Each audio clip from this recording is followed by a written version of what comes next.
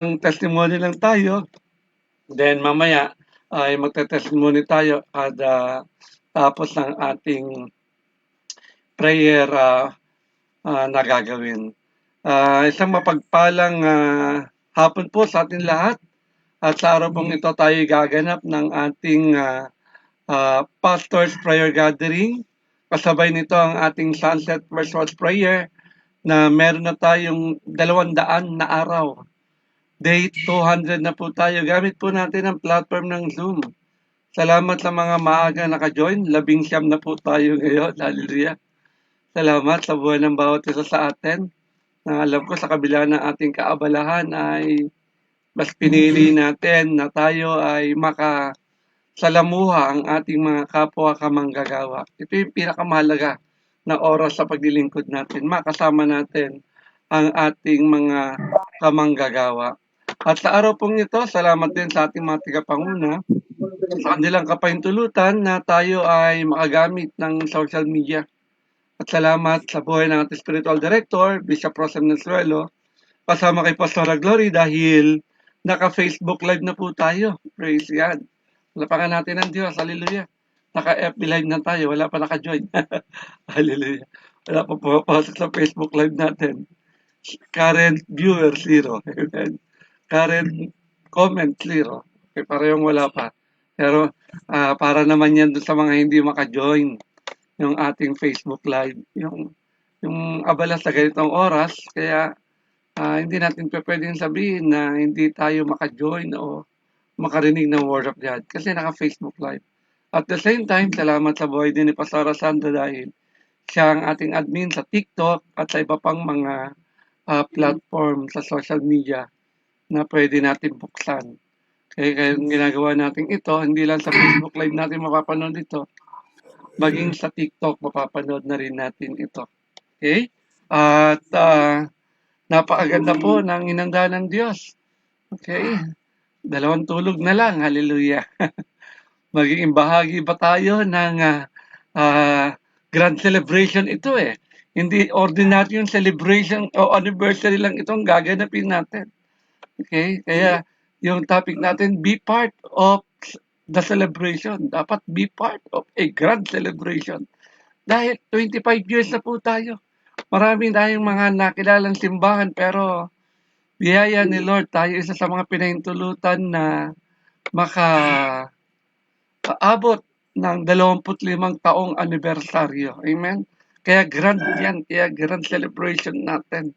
Dahil hindi naman natin ginaganap taon-taon na lagi tayo sa Subic Gymnasium Complex. No? Kundi itong taon na to, by Sunday, lahat tayo ay makakasaksi ng isang matagumpay na grand celebration ng ating 25th founding anniversary. Kaya yan po yung ating topic ngayon. At ang tema na sasagutin ay, what should we do in every celebration? Ano ba dapat nating ginagawa kapag may ganitong pagdiriwang? Tinatawagan na po natin ang ating pastora sa POF Linasin Chapter, San Marcelino, Zambales. Walang iba kundi si Pastor Ruby Ann Santonia Dayap. Nak, is your turn? Isang mabiyayang hapon po sa buhay ng bawat isa, lalo't higit sa ating mga taga-panguna po sa ating spiritual director po, kay Bishop Ross M. Nasuelo, Pastora Glory Nasuelo, sa ating senior pastor, Reverend Alex C. Nasuelo, at Pastora Bing po, at sa ating Vice President and Zambales Division Head, Pastor Jay Nasuelo, at sa kanyang may bahay, PM Melissa. Magandang hapon po sa lahat ng ating mga kapastoran at mga kamanggagawa na naka-join na ngayon, at sa lahat po ng madadaanan nitong FB Live. Isang mabiyayang hapon po sa buhay ng bawat isa. Hapon pa lang naman po, no? Nasanay tayo pag ganito gabi na eh. So, hapon pa lang, wala pa pong 6 o'clock. Amen, amen. Hallelujah. Maraming salamat po sa isang pribilehiyo na muli magamit ulit na tagapahayag ng salita ng ating Diyos sa ating pastoral gathering. At sa oras pong ito, tayo po ay makipagbuklatan sa akin sa Aklat ng Juan. Ito pong teksto na ating babasahin ay napaka-pamilyar na po ang bawat isa sa tagpong ito. Alam na po natin lahat ito. Pero ito po yung hinanda ng ating Diyos sa hapon na ito. Ito po yung unang himala ni Jesus. John chapter 2 verse 1 to 12. Pagkalipas ng 2 araw, may kasalan sa Kana sa Galilea at naroon ang ina ni Jesus. Si Jesus at ang kanyang mga alagad ay inanyayahan din sa kasalan. Kinapos ng handang alak, kaya't sinabi ng ina ni Jesus sa kanya, "Anak, naubusan sila ng alak." Sinabi ni Jesus, "Huwag po ninyo akong pangunahan, ginang. Hindi pa po ito ang tamang panahon." Sinabi ng kanyang ina sa mga naglilingkod, "Gawin ninyo ang anumang sabihin niya sa inyo." May 6 na banga doon, ang bawat isa ay naglalaman ng 75 hanggang 115 na litro. Ang mga ito ay nakalaan para sa paghuhugas ayon sa tuntuning pangrelihiyon ng mga Hudyo. Sinabi ni Jesus sa mga tumutulong doon, "Punuin ninyo ng tubig ang mga banga." At pinunungan nila ang mga banga. Pagkatapos sinabi niya, "Kumuha kayo ng kaunti at dalhin ninyo sa namamahala ng handaan." Dinala na nga nila ang namamahala ng handaan at tinikman nito ang tubig na naging alak. Hindi niya alam kung saan nanggaling iyon, subalit alam ng mga sumalok ng tubig. Kaya tinawag niya ang lalaking ikinasal at sinabi, "Ang masarap na alak ay unang inihain kapag marami nang nainom ang mga tao, saka inihahain ang mababang uri. Ngunit sa huli ninyo inilabas ang masarap na alak." Ang nangyaring ito sa Kana sa Galilea, ang unang himalang ginawa ni Jesus. Amen. Sa pamamagitan nito ay inihayag niya ang kanyang kapangyarihan at nanalig sa kanya ang mga alagad. Pagkatapos nito, pumunta si Jesus sa Capernaum kasama ang kanyang ina, mga kapatid at mga alagad. Sila'y nanatili roon ng ilang araw. Purihin po yung ating Panginoon sa pagkabasa ng kanyang salita. Inanayahan ko muna po yung bawat isa na yumuko. Tayo po ay humingi ng karunungan sa ating Panginoon. Father God in heaven, muli, Panginoon, salamat sa gabing ito na kami muli ay mag-aaral ng iyong mga salita. Salamat, Panginoon, sa pribilehiyo na maggamit mo ang iyong abang lingkod na tagapaghayag ngayon. Patuloy, Panginoon, umaamin ako, Lord God, na wala akong kakayanan kung hindi niyo po ako tutulungan. Kayo po yung magsalita, Holy Spirit, preach unto us at sa lahat, Panginoon, ng mga nasabi namin, naisip, nagawa, naramdaman na di ka nais-nais sa iyong harapan. Sa lahat ng kasalanan namin, humihingi po kami ng kapatawaran at dalangin namin maging mabuting sisidlan ng iyong mga salita ang aming mga puso. Ikaw yung Diyos, Panginoon, na mangusap sa lahat ng mga karinig nitong mga salita mo. Maging kalakasan po namin, maging encouragement po namin, Panginoon, at maging kagalakan namin ng iyong mga salita. Ikaw, Panginoon, yung pumilos at yung katagumpayan, inaangkin na po namin sa iyong pangalan. Sa matamis na pangalan ni Jesus. Amen. Hallelujah. Purihin po yung ating Panginoon. So, ang topic po nating pagbubulay-bulayan ay be part of the grand celebration. O, nilagay ko na po kay Pastor Alex Grand. Praise God. Praise God.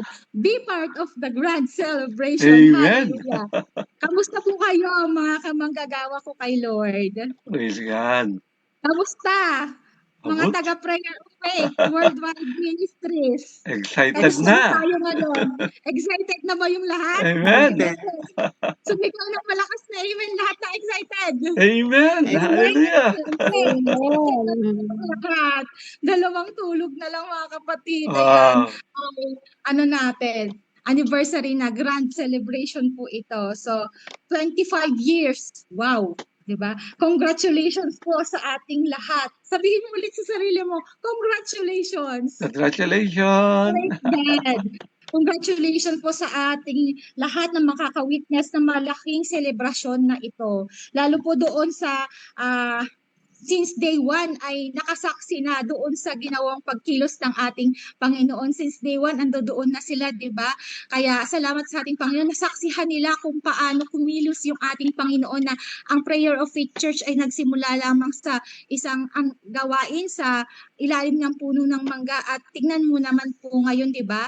So iba't ibang sulok na ng Pilipinas, meron na at buong sa iba't ibang sulok ng ating mundo, yung mga OFW natin na nagkalat sa buong mundo. Andiyan dyan na po yung gawain ng ating Panginoon. Purihin po yung ating Diyos. Kaya salamat at hanggang ngayon ay magkakasama pa din tayo. Amen? Marami tayong mga nakasama nung una, ngayon hindi na natin sila kasama, pero wag po tayong malulungkot, kapatid. So, yung mga dati nating nakasama, darating ang araw, ibabalik din po ng ating Panginoon yon, mga yun. Di ba? May mga binabalik na si Lord na minsan ay nawalay sa atin, pero yung ating Diyos yung nagbabalik sa kanila. At dito sila una nakakilala, I do believe darating yung panahon, ibabalik sila ng ating Panginoon dahil dito nila unang tinanggap yung kaligtasan na nagmumula sa ating Diyos. So just pray for them po. Makakasama rin po natin sila ulit. So 2 days na lang po, magkaganap na ang malaking celebration para sa ubasang prayer. Amen. Praise God. Amen. Kaya ang topic po natin ay be part of the grand celebration. Amen. So, sa isang selebrasyon, masaya kapag tayo mismo ay part o bahagi ng selebrasyon. Amen po ba? Napakalaking biyaya na hindi lang tayo basta dadalo, kundi maging parte o kabahagi ng katagumpayan Praise nito. God. Kaya sa mga kamanggagawa po natin na mga nasa malayong lugar, lalo na po yung mga OFW at yung mga hindi po able para makapunta dun sa mismong venue, naniniwala ako na you are part of the celebration. Dahil isa ka po dun sa nananalangin para sa katagumpayan ng gawain. Kahit hindi po kayo makadalo doon sa physical na Amen. celebration, pero yung panalangin niyo po ay napakalaking tulong po para sa katagumpayan ng gawain sa araw ng linggo. Na kami po doon sa Subic Sports Complex ay nagagawain, kayo naman po ay nakaluhod, nag-i-intercede para doon sa katagumpayan. Kaya patuloy kahit na wala po kayo sa mismong event, ay parte po kayo, kabahagi po kayo ng grand celebration natin. Amen? So, sabihin po natin sa sarili natin, I will be part of the celebration. I will be the part of the celebration. Praise God. Ang tema po na ating sasagutin ay what things we must do in every celebration. So, ang kwento po na ating nabasa kanina ay tungkol sa unang himala na ginawa ng ating Panginoong Jesus. So, the miracles of water turned into wine. Tayo po ay pamilyar na sa kwentong ito, ilang beses na po itong na-preach, pero sa unang tingin po natin, parang simpleng kwento lang ng isang selebrasyon na sa kalagitnaan ng kasiyahan at pagdiriwang po ay nagkaroon ng di inaasahang problema. Pero kapag mas inunawa po natin yung malalim na kahulugan nito, hindi lang po siya basta naubusan ng wine. So, hindi po ito tungkol sa wine. Ito ay tungkol sa presensya ni Jesus sa ordinaryong buhay natin. Ito po ay tungkol sa kapangyarihan ng ating Diyos na magpalit ng sitwasyon sa buhay natin at sa kanyang layunin na ihayag ang kanyang kaluwalhatian. So, hindi basta miracle ang tawag dito ni Juan. Tinawag niya rin itong signs. Sabi po sa verse 11, this beginning of signs Jesus did in Cana of Galilee and manifested His glory. Ito po yung simula ng paghahari ng ating Panginoon. Paggawa niya ng himala sa ating mga buhay. Ang kasalan or celebration ay simbolo po ng kagalakan, pag-asa at katagumpayan. Yung kasal po, di ba, ito po ay sumisimbolo sa pag-iisa ng lalaki at babae. Amen po. Ngunit sa konteksto ng Biblia, ito rin po ay representasyon ng kasunduan o covenant at ang magiging kasal ni Kristo sa kanyang iglesia. So tayo po yun, yung pakikipag-isa po natin nung tinanggap natin si Jesus bilang ating Panginoong Jesus at tagapagligtas.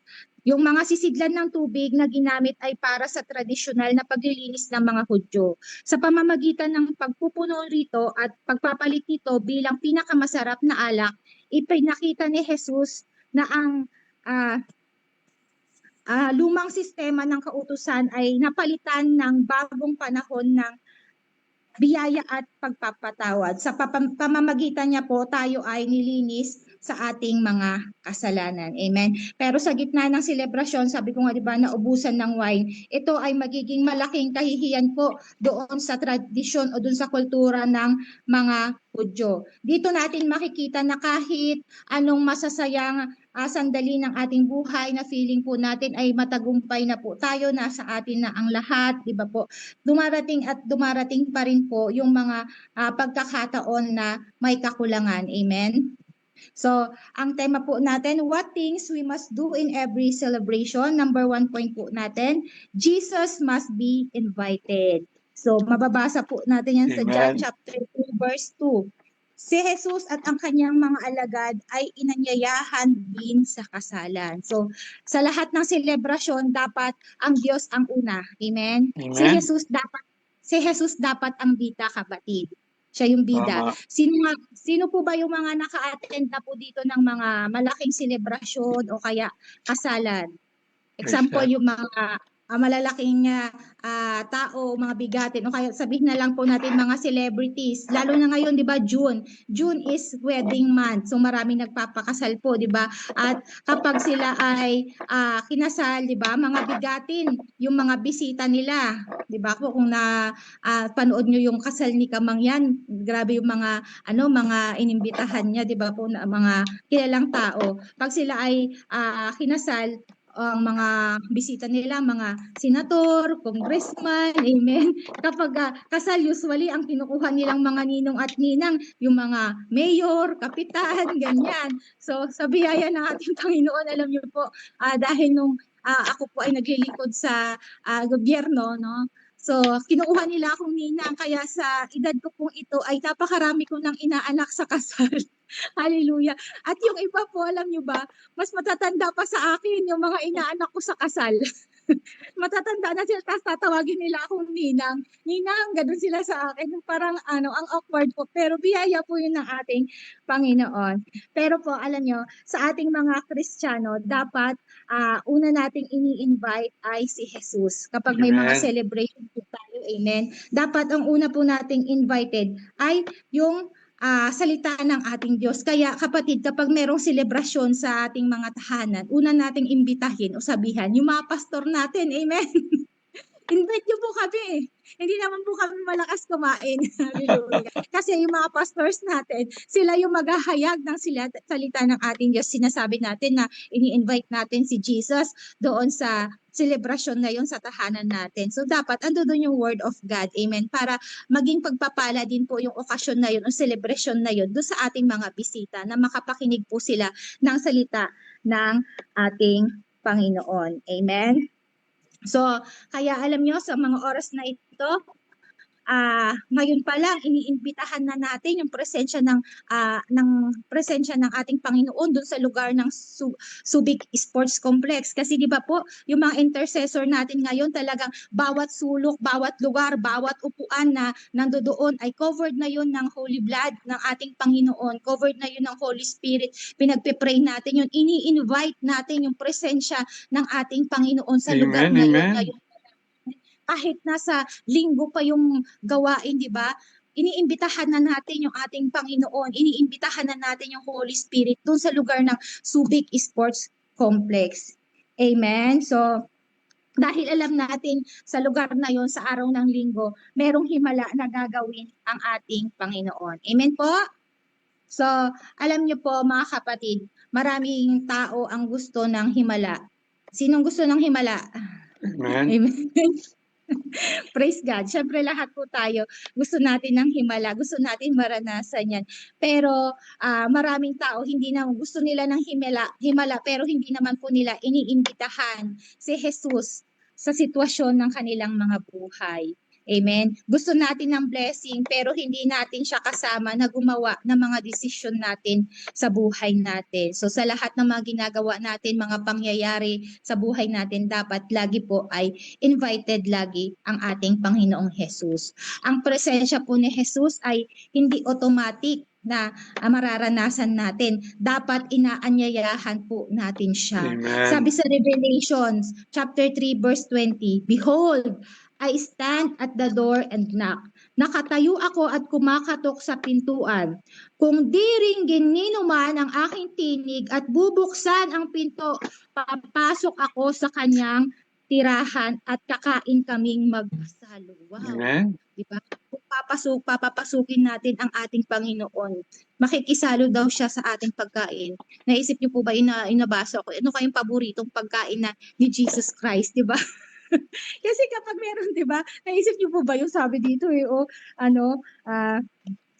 sasaluhan daw tayo na ating Panginoon na kumain. Sabi ko, Lord, ano kayang paborito mong pagkain? Amen. Kasi kapag tayo ay may bisita, di ba po, tatanungin natin, anong gusto mong lutuin ko? Anong paborito mong pagkain? Siyempre, ayun yung hinahanda natin. Amen. So, ganun tayo lalo tayo mga Pilipino, 'di ba po? Napaka-hospitable natin kapag may bisita tayo, 'di ba? Kapag may ini-invite tayo sa bahay natin, as much as possible. Yung mga gusto nilang pagkain, ayun yung ihahanda natin. Alangan naman bigyan natin sila ng mga pagkain na ayaw nila, 'di ba po? Siyempre yung gusto nila. Kaya mga kapatid, patuloy yung ating Panginoon laging andiyan lang. Hinihintay niya lang yung invitation natin sa Kanya na pumasok sa buhay natin. Amen?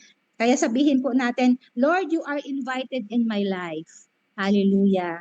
Lord, you are invited in my heart. Hayaan natin na patuloy yung presensya ng ating Panginoon. Lagi nating maranasan yung ating Panginoong Jesus, yung laging nandito sa ating mga puso. So let's invite Jesus in every area and aspects of our life. So kapatid, ang ating Panginoong Jesus, hindi lang natin basta sa simbahan lang natin ini-invite. Amen? Huwag lang sa problema at pagsubok natin ini-invite ang ating Panginoon. Amen? Amen? So let's invite Jesus in all our decisions and sa lahat ng mga plano po natin, sa pangarap natin, sa relasyon po natin, sa pamilya, sa trabaho, sa negosyo, sa ministry, sa lahat ng aspeto ng buhay natin. Amen. Dapat lagi po nating invite yung ating Panginoon. So sa lahat ng selebrasyon, dapat ang ating Panginoong Jesus ang bida. Dapat siya yung matataas. Amen? Kaya sa araw ng linggo, hayaan natin yung ating Panginoon ay maramdaman natin kasi ngayon pa lang ando doon na yung presensya, iniimbitahan na natin yung presensya ng ating Panginoon. Yes. At naniniwala ako na lahat ng invited doon sa lugar na yun ay mararanasan po nila yung dakilang himala ng ating Panginoon. Amen? Excited na po ba tayo doon sa miracles na ating makikita, ma-witness? Amen, amen. Amen po.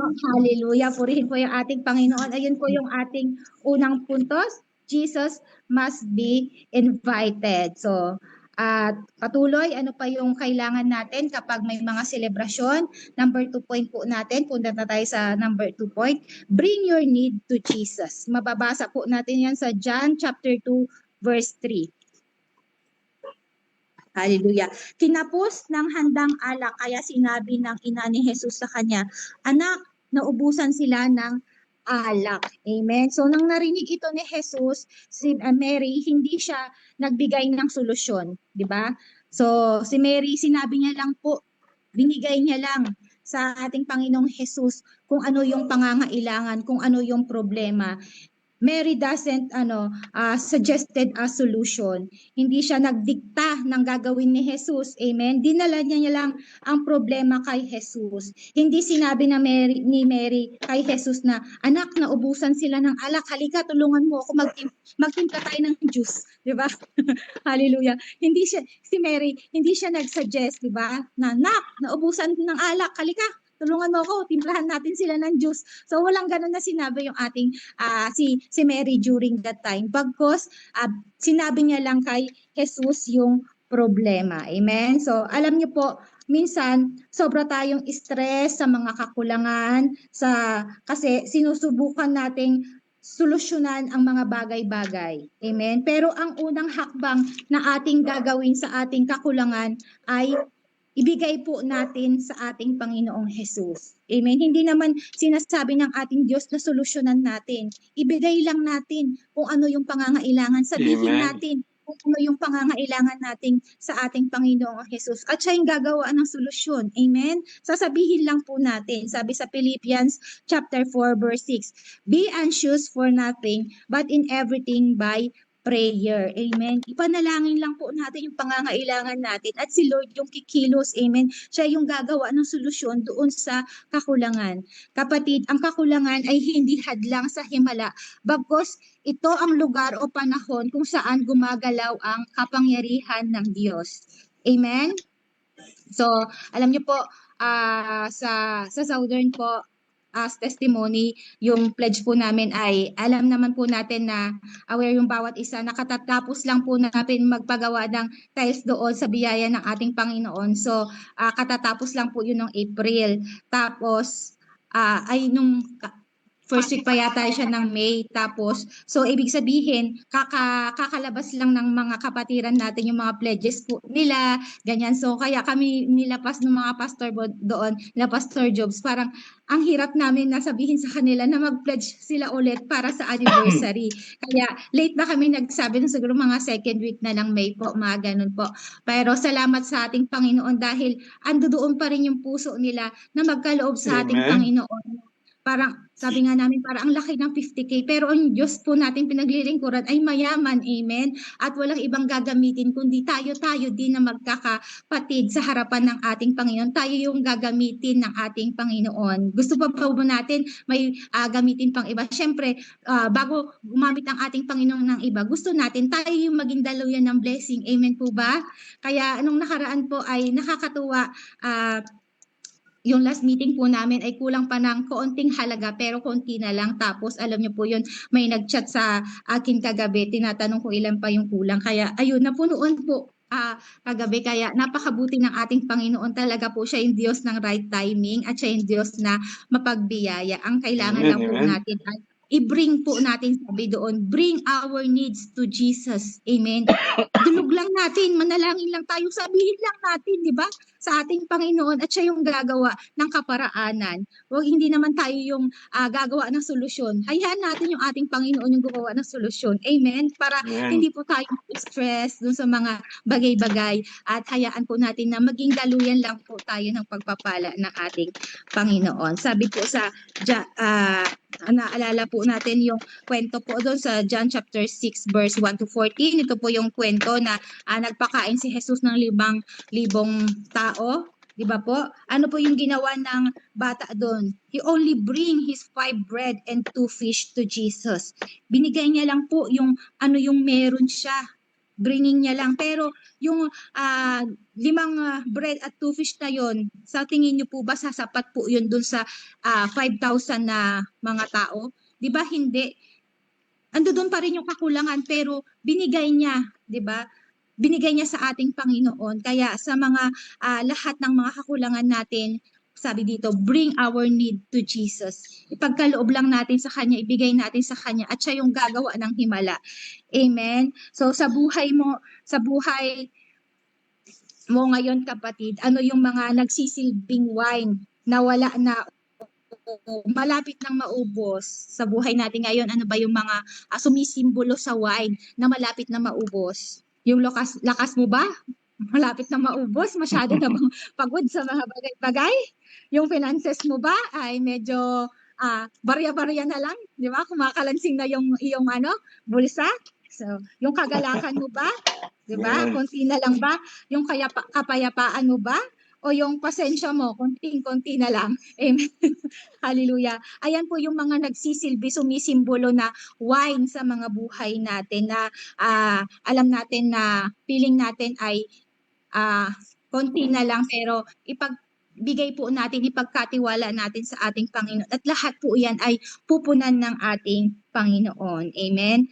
Sabi po, dalhin mo kay Jesus kapatid, bring your need to Jesus. Hindi siya matataranta. Nakita po ba natin na nataranta yung ating Panginoong Jesus nung sinabi ni Mary sa kanya na, anak, ubos na yung yung alak, 'di ba? Ang sabi niya, ginang, sabi niya, chill lang siya, 'di ba? Ginang, hindi pa ito yung oras, 'di ba? Pero salamat sa ating Panginoon na sa lahat ng sitwasyon, tinuturuan po tayo dito ng ating Panginoon na kapag dumating tayo sa circumstances na gano'n, na nagkaroon bigla ng problema, idulog po natin sa ating Panginoon. Chill lang tayo, amen? Lagi natin naririnig yan sa ating Pastora Josie, di ba? Talaga namang kahit na bat-bat ng problema si Pastora Josie, di ba? Sabihin niya lang yan, chill lang tayo, smile, smile lang. Alam niyo po, kaninang umaga talagang nabibless ako sa buhay ni Pastora Josie. Kasi kahit na, alam niyo po yun, hirap na po siya mag-deliver ng word ni Lord. Talagang Amen, tinapos niya. amen. Nang tinapos kahit na hirap na po yung lalamunan niya. Sabi ko, Lord, sabi ko ganyan, ang buti-buti mo, sabi ko. Salamat sa buhay ng Praise pastorang God. ito. Talaga, kahit na makikita mo pa rin talaga na kahit gano'n yung sitwasyon, chill pa rin siya. Sige, Oo, patuloy pa rin po siya sa pag-deliver ng word ng ating Panginoon. praise Kaya God. glory to God po sa buhay ni Pastora Josie na kahit na anong mangyari, mga problema, talagang ando doon, nakikita na po natin yung katatagan ng ating Panginoon. Amen po. So kapatid, sa oras pong ito, tinuturuan tayo ng ating Panginoon na ibigay natin kung ano yung pangangailangan sa ating Panginoong Jesus. Huwag po tayong be anxious, huwag tayong mabahala sa mga bagay-bagay, di ba? Dahil yung ating Panginoon yung gagawa ng himala, siya yung gagawa ng kaparaanan sa mga bagay na hindi natin nakaya. Kapag hindi na po natin kontrolado ang mga bagay-bagay, di ba? Ididulog natin sa ating Panginoon kasi siya lang naman yung makakagawa ng kaparaanan kapag ang bagay ay hindi na natin, nagawa na natin ang lahat. Amen? Diba? Pero yung ating Diyos, siya yung may control ng lahat. Kaya siya po yung kikilos. Amen? So, pupunta na po tayo sa ating pangatlong puntos. Ano ba yung kailangan natin sa every celebration na meron tayo? Una, Jesus must be invited. Kailangan invited syempre yung ating Panginoon, yung bida. At pangalawa po natin ay bring our need to Jesus. At number 3 po, obey what Jesus instructed you. So mababasa po natin yan sa dun sa John po, chapter 2, verse 5 to 8. So basahin ko lang po ulit. Sinabi ng kanyang ina sa mga naglilingkod, gawin ninyo ang anumang sabihin niya sa inyo. May 6 na banga doon, ang bawat isay naglalaman ng 75 hanggang 115 litro. Ang mga ito ay nakalaan para sa paghuhugas ayon sa tuntuning panrelihiyon ng mga Hudyo. Sinabi ni Jesus sa mga tumutulong doon, punuin ninyo ang mga tubig ng mga banga at pinunungan nila ang mga banga. Pagkatapos sinabi niya, kumuha kayo ng kaunti at dalhin ninyo sa namamahala ng handaan. Purihin po yung ating Diyos. So, whatever God tells you, do it. Amen. Whatever He says to you, do it. Kung ano yung pinapasabi ng ating Panginoon para maging matagumpay tayo dun sa selebrasyon na ating gagawin, kung ano yung pinapasabi ng ating Panginoon, di ba? Do it. Amen. Be part of it, di ba? Katulad po yung vision sa atin ng ating Panginoon sa ating bishop na ang gawain po ay gaganapin sa labas ng Upasang Prayer of Faith at doon nga sa Subic Sports Complex, di ba? Yung vision na yun na pinagkaloob sa ating bishop. So, anong kailangan natin gawin? Suportahan po natin at maging part po tayo dito. Kasi yun po yung vision na pinakita sa kanya ng ating Panginoon. Ito ang isa sa, yung tagpo pong ito po yung pinaka makapangyarihang linya sa buong kwento. Amen. Yung mga inutusan ng pinuno ng tapayan ng tubig na hindi po wine, hindi nila alam ang mangyayari pero sumunod po sila. Yung tubig po, hindi po nila alam na wine po yung magiging wine po yun, 'di ba? Ang sabi lang po ng ating Panginoong Jesus, 'di ba? Sumalok sila at bigyan po nila yung panguna ng handaan at ininom niya po yung alak pero hindi naman po nila alam na magiging alak yun, di ba? Amen. Ang akala lang po nila ay tubig pero doon po nagsimula yung lahat nung sumunod po yung mga inutusan ng ating Panginoon. Amen. So minsan kapatid, ang utos ng Diyos ay parang walang koneksyon sa problema natin. Amen. Parang yung inuutos sa atin ng ating Diyos walang koneksyon doon sa iniisip natin na mga solusyon sa problema natin. Pero ang himala ay naka-attach o nakakabit sa obedience. Amen? Katulad na lang nung pinagawa ni Yahweh si Noah ng arko, di ba? Parang anong connect? Gagawa ka ng barko sa tuktok ng bundok, 'di ba po? Parang 'di ba kung iisipin natin, 'di ba po, parang kasi gagawa tayo ng barko, 'di ba? Syempre sa daungan, dagat. sa dagat. Bakit tayo gagawa? Bakit uutusan niya si Noah na gumawa ng arko sa tuktok ng bundok? 'Di ba? Makikita po ba natin sa scripture na nagreklamo si Noah na Panginoon, Yahweh, bakit naman sa tuktok, 'di ba?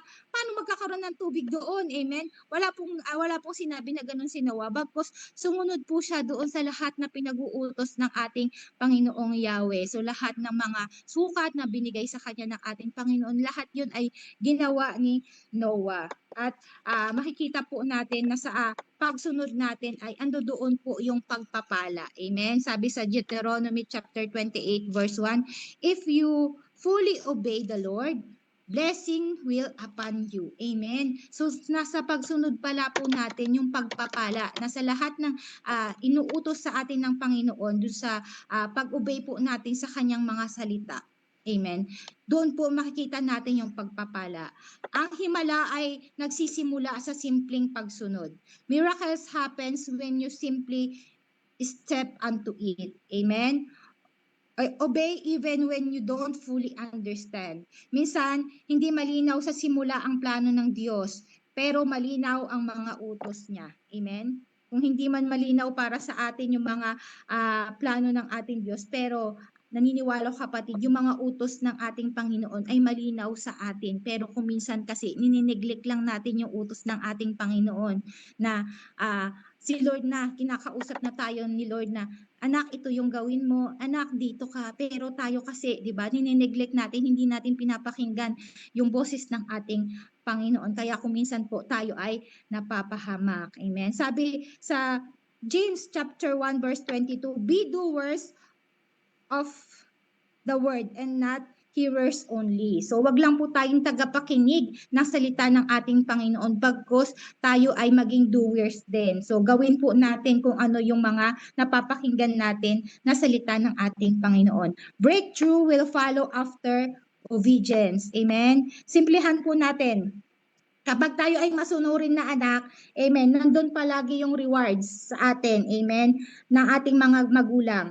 Madaling kapag tayo ay masunurin na mga bata, masunurin na mga anak, kapag tayo ay humingi ng favor sa ating mga magulang, di ba? Agad-agad binibigyan po tayo. So, minsan nga po, hindi pa tayo humihiling sa kanila, andyan na kaagad kasi alam nila yung mga bagay na makapagpapasaya sa atin.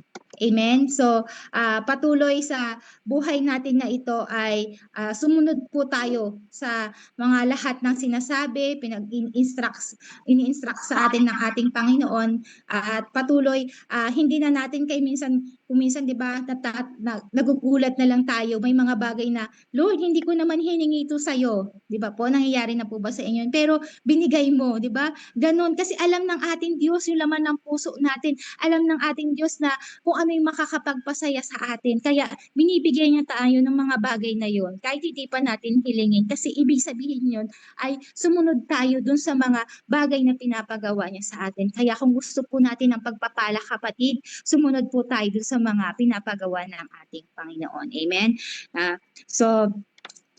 Bilang conclusion po, if we invited Jesus in our life, Jesus gives something better. Amen? So, ang ginawa ni Jesus ay hindi lang sapat, mas maganda pa at mas masarap pa sa nauna. Nakita po natin yon yung ginawa, yung kapag invited ang ating Panginoong Jesus, lahat ng bagay ay kaya niyang baguhin. Katulad nung alak, di ba? Hindi lang niya pinantayan yung alak dun sa kasalan, bagkus sabi doon, pinakamasarap na alak na natikman po ng mga bisita. Kapag si Jesus ang kumilos, hindi lang niya nire-restore ang nawala. Amen? Pinapaganda pa niya ito. Katulad na lang yung buhay po ni Job, di ba?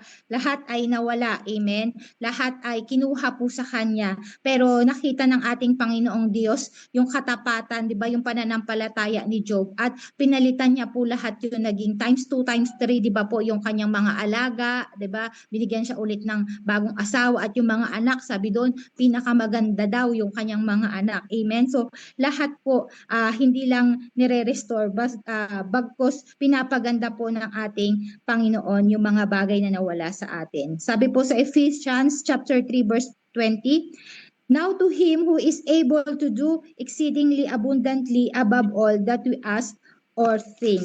Ganun po magpala yung ating Panginoon, higit pa dun sa mga bagay na inaakala natin. Kapag si Jesus ang may hawak ng sitwasyon, ito kapatid, tandaan po natin, kapag si Jesus ang may hawak ng sitwasyon, ang ending ay mas maganda kaysa inaasahan natin. Amen? Kaya sa araw ng linggo, di ba, expect po natin mas maganda pa doon sa inaasahan natin yung ipapaganap ng ating Panginoon. Amen po. Ano ba yung iniisip natin ngayon na mangyayari sa linggo? Nabivisualize nyo na po ba? Nakita nyo na po ba yung program? Di ba? Yung flow ng program, nakita nyo na po ba yan? Siyempre, kapag nakita natin yung program, di ba, nag-i-imagine na tayo sa utak natin na ito yung mangyayari, ganyan, ganyan.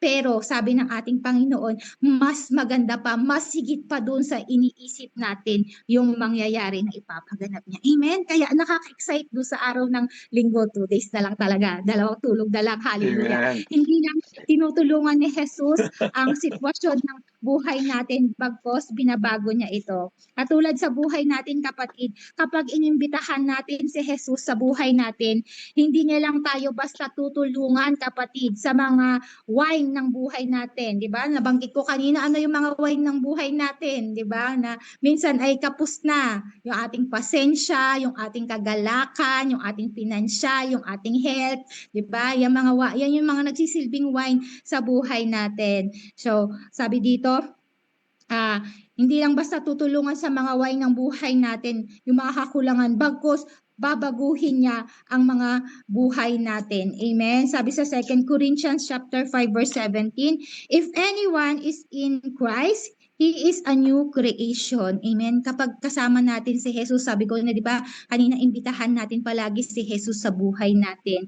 Dahil tayo ay panibago palagi sa kanyang harapan. Amen. Kapag si Jesus ang kumilos, may transformation. Titignan po natin yung kung ano tayo ngayon, di ba? Tapos i-compare po natin yung buhay natin dati, yung ugali natin dati, di ba? Napakalaki na ng transformation na ginawa ng ating Panginoon. Amen? Ganun po kapag inimbitahan natin si Jesus sa buhay natin at pag kumilos yung ating Panginoon, may great transformation po sa buhay natin. God doesn't wait a perfect moment, but He makes miracles in every imperfect situation. Amen? So, Jesus must be invited not only for certain celebration, but also in our life. So, wag lang po basta natin imbitahan yung ating Panginoong Jesus sa mga okasyon, sa mga celebration, bagkos imbitahan natin ang ating Panginoon sa ating mga buhay. Let us bring the needs to Jesus. Let us surrender our shortage to Him. Obey what Jesus instructed us, at yung pagpapala ay bunga ng ating pagsunod sa ating Panginoon. Ito po yung mga kailangan natin gawin sa harapan ng ating Panginoon. Muli, invite Jesus.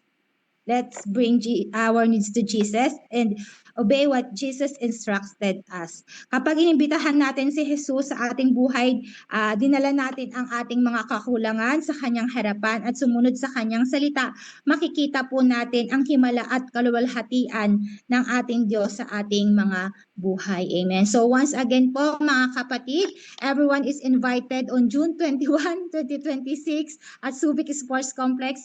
8:30 a.m. We will witness God's miracles. Amen po. Kaya kung gusto po natin ma-witness, wag po tayong mawawala sa araw ng linggo at sa mga OFW at sa mga kapatid natin na nasa malalayong lugar. Wag po kayong mag-alala. Mag-FB live po si Pastor Alex. Amen. Hallelujah. Para lahat po ay ma-witness po ninyo. At wag po kayong mag-alala dahil naniniwala kami na kahit hindi po kayo ando doon sa physical na celebration, naniniwala kami you are part of the celebration dahil yung ginagawa niyo pong pananalangin ay napakalaking part po ng grand celebration po natin. Jesus is invited in the venue. That means Jesus is waiting for you, kapatid. If we want to witness a miracle, you are very much welcome to join us. Hallelujah. Purihin po yung ating Panginoon. Sa oras pong ito, tayo pong lahat ay yumuko na at manalangin. Hallelujah, hallelujah. Maraming salamat, Ama, sa gabing ito, Panginoon, na binigay mo na salita mo, Lord God. Kami po ay sobra ng na-excite, Lord, dun sa magiging celebration, grand celebration, Panginoon, na Ubasang Prayer or Faith Church, na kung saan kami ay magdiriwang ng 25th year anniversary. Salamat, Panginoon, dahil ikaw yung Diyos na nanatiling tapat sa aming mga buhay, na nanatiling tapat sa ministeryo mo, Panginoon. Salamat, Panginoon, dahil kami ay nagkakaisa para sa selebrasyong ito, para ikaw yung Diyos na mapapurihan, ikaw yung Diyos na mabigyan ng karangalan, Panginoon, ikaw yung Diyos na maitaas sa aming buhay at sa aming ministeryo. Maraming salamat, Ama. Ngayon pa lang, Lord God, siniselyuhan na namin ng iyong banal na dugo, banal na Espiritu Santo, yung bawat sulok, Panginoon, ng lugar na pagdarausan at lahat ng upuan doon, Panginoon, na uupo doon, Lord God. They will be blessed by your words in Jesus' name. At mararanasan nila yung miracles na nagmumula sa iyo. Maraming salamat, Panginoon, sa gabing ito. Sa iyo po lahat ng papurit pagsamba sa matamis sa pangalan ni Jesus. Amen. Hallelujah. Purihin po yung ating Diyos. Glory to God. Maraming salamat, Pastor Bian Santonia Dayap. Huwag tayong mawala sa ating grand celebration ng ating pasasalamat sa harapan ng Diyos sa 25 taong pagsama niya sa ating paglalakbay, sa ating paglilingkod. Maamin tayong lahat na wala naman talaga tayong kayang gawin kung wala ang pagsama ng Diyos sa paglilingkod nating ito. Wala tayo may pagmamalaki. Kung magmamalaki man tayo, ay si Jesus ang ating ipagmamalaki. Kaya, kapatid, sabihin mo sa mga kapwa manggagawa mo, pagkaibigan mo, na nagpaplanong hindi pupunta, sabi mo, manghinayang ka na. Amen. Hindi mo matitikman yung sarap ng alak galing sa tubig. Hallelujah. May himala talaga mangyayari. Talagang we are anticipating greater things sa araw na yon. Kaya wag kang mawawala. Naalala ko tuloy patotoo ni Pastora Sandre. Nawala siya kaya medyo marami siyang damis. Amen. Kaya wag tayong papayag. Lulungkot ang buhay paglilingkod mo pag wala ka sa grand celebration na ito. Why? Kasi dito natin may papakita sa Diyos ang ating pasasalamat sa pagsama niya sa buhay paglilingkod natin for 25 years. Hindi madali, pero salamat. Narinig naman natin yung tatlong kapahayagan na ibinahagi sa atin. Ano ba yung dapat natin gawin? Tandaan po natin walang ibang bida sa paglilingkod natin ito kundi si Jesus. Tama po ba? Lahat ng pangangailangan natin, dalhin natin sa Kanya. At siyempre, panghuli, lagi dapat nakasusunod tayo sa Kanyang kalooban. Kalooban ba ni God na sa 25th founding anniversary ng Prayer of Faith Church, dapat nandun tayo? Ang sagot doon, oo. Kalooban ng Diyos na tayo ay magpasalamat. Ingratitude is a sin. Huwag na tayong tumulad sa maraming hindi marunong magpasalamat. Dahil alam naman natin kung ano yung pwedeng mangyari kapag nakakalimutan natin magpasalamat, lalo na sa ating 25th founding anniversary. Lahat ba tayo ay excited na sa bagay na pagaganap ng Diyos sa araw na yon? Amen. 2 tulog na lang. Hallelujah. Salamat at tunay, gaganap tayo. Salamat din sa mga nag-ayuno hanggang sa mga oras na ito.